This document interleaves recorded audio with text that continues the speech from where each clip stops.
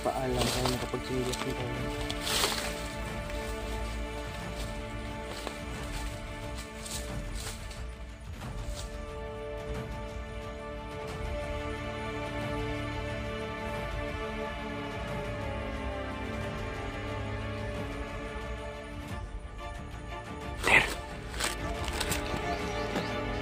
Ayun o, may commander tol. Wala, kakaiba to kay bayawak ka.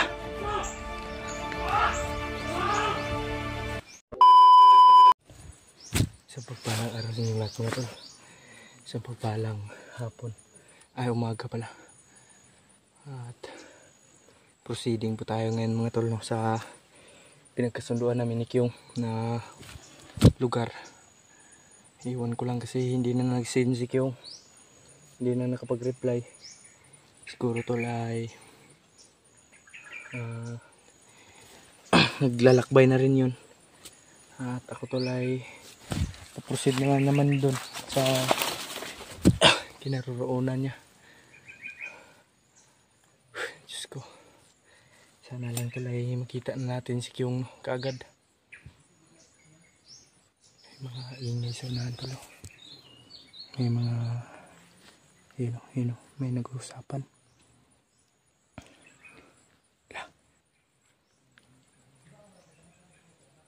May nag-uusap tol. Huwag tayo pensa dito tol kasi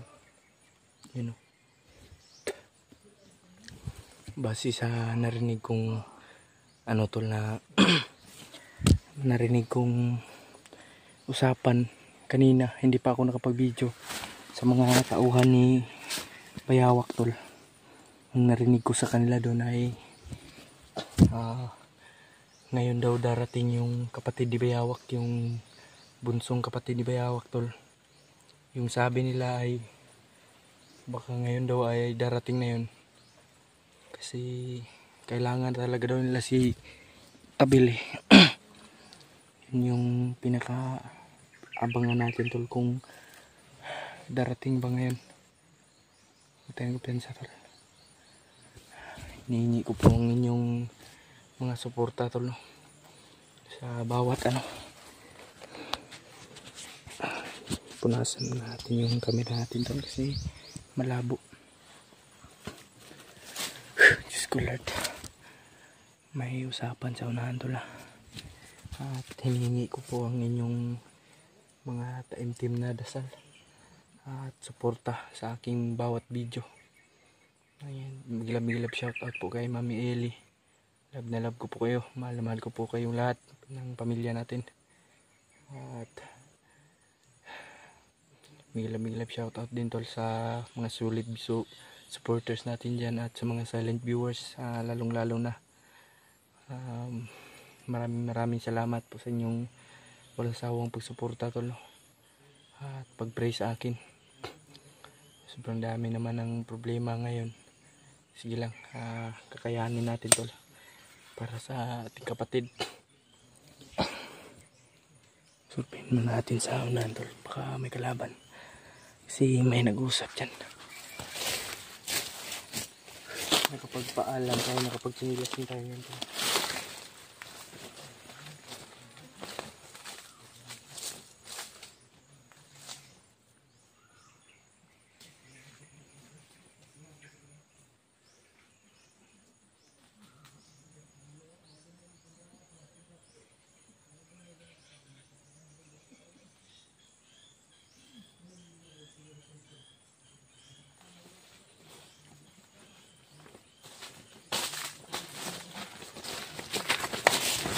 May nag-uusap dyan banda tol. Dyan ako sa unahan.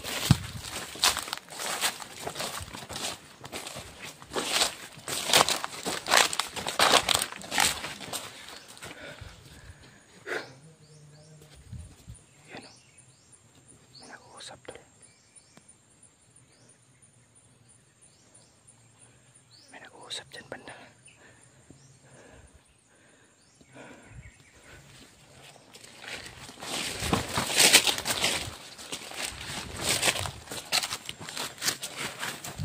Huwag tayong kubensa tol kasi parang kampo din sa unahan eh. Huwag lang tayo basta-basta susugod tol. Baka nandyan na rin si Kim sa pinag-usapan namin kasi pamilyar na itong lugar na to tol. At may dadaanan din akong sapa kanina. At inano ko na lang. May tao tol. May paa. Yun o, may paa.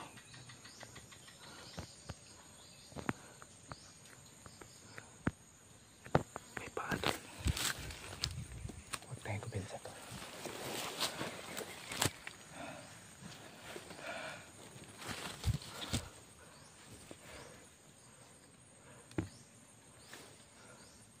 Yun o, naglalakad.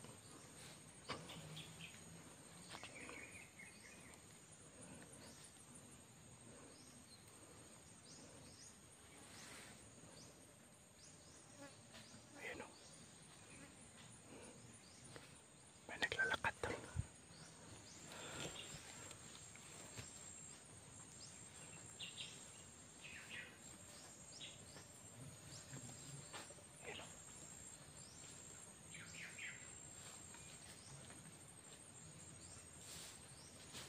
Nasaan kaya yan papunta?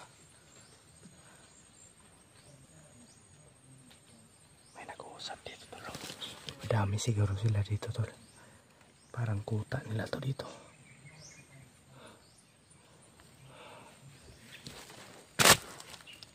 Nakikinig lang tayo sa usapan na to. Kasi ito na yung sinasabi ni Kyung tol na may isang malaking puno ng kahoy. Ayan o, yung nasa likuran. Yan yung pinakamalaking puno ng kahoy. Diyan. Siguro nandyan na si Kyung ngayon. Yung isa tol. Yung isa lang yung nandito.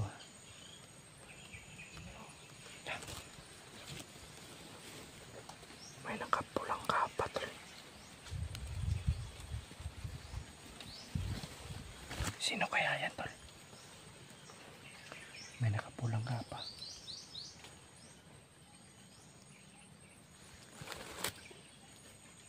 Butas na yung pantalon natin tol.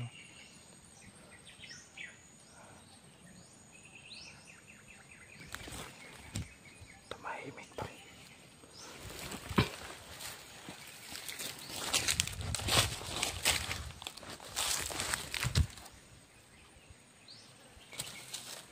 Dahil ko dyan sa tol kasi dito tol may pumunta dyan banda kanina.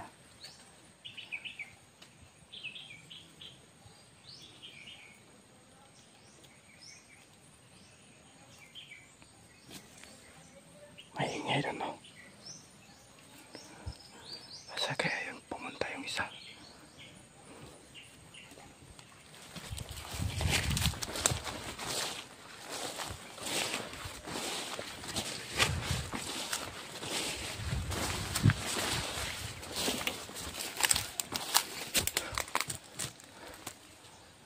Diyos ko Lord.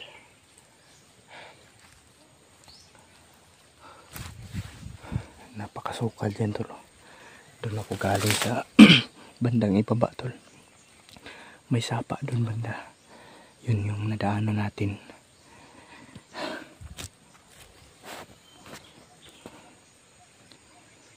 Nawala naman yung boses tol.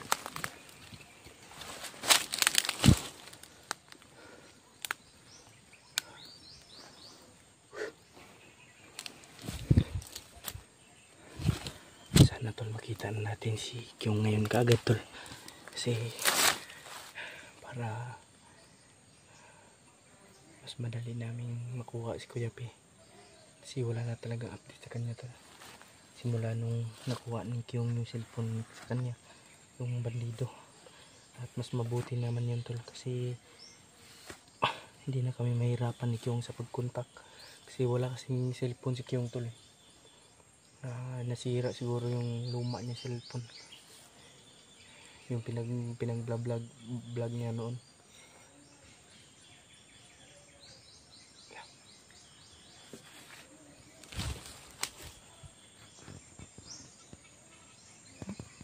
May mga sigawan sa unahan tol.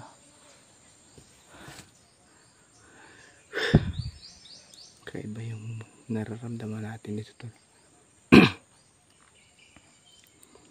Hindi natin alam kung anong peligro nakabang sa atin dito.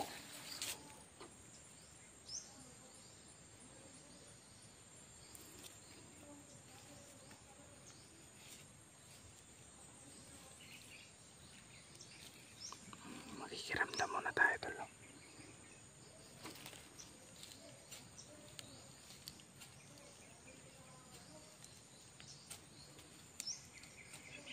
Nilipat to si Kuya P sa langop tol. Grabe. Narinig natin tol na inilipat to si Kuya P sa langop.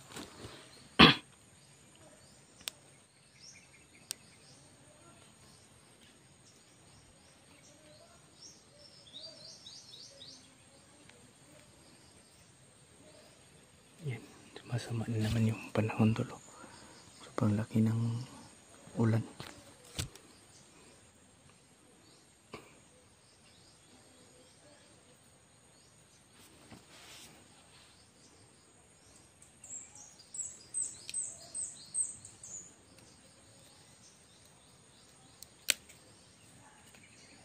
You know, may sigawan.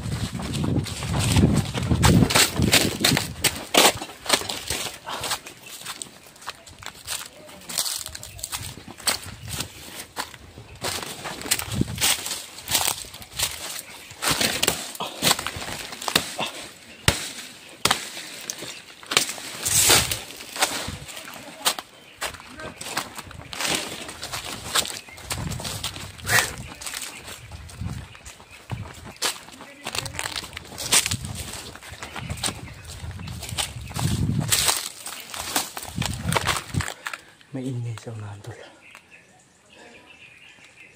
Hindi natin alam kung ano yan.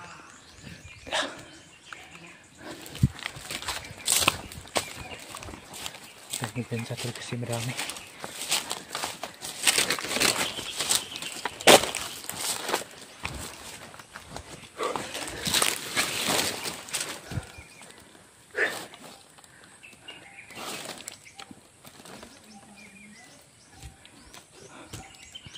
May sirang bahay dyan dulo. Sirang kampo siguro yan.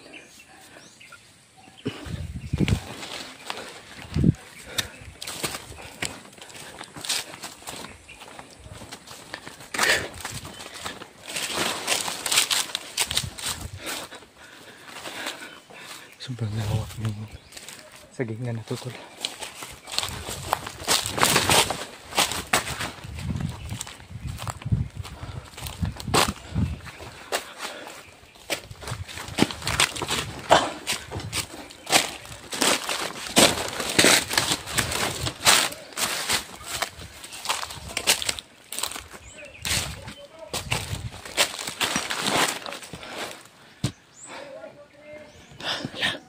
May nagbibilang tol.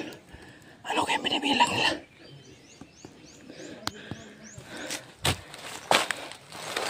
Dapat na tayo tol.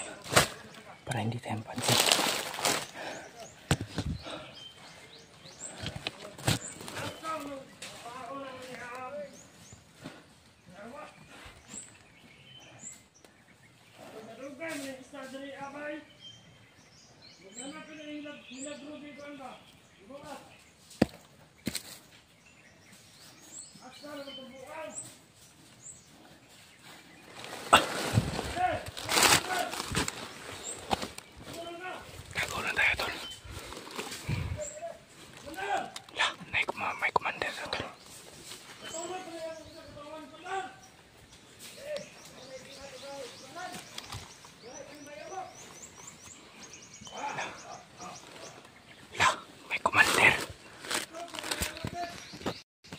Yun o.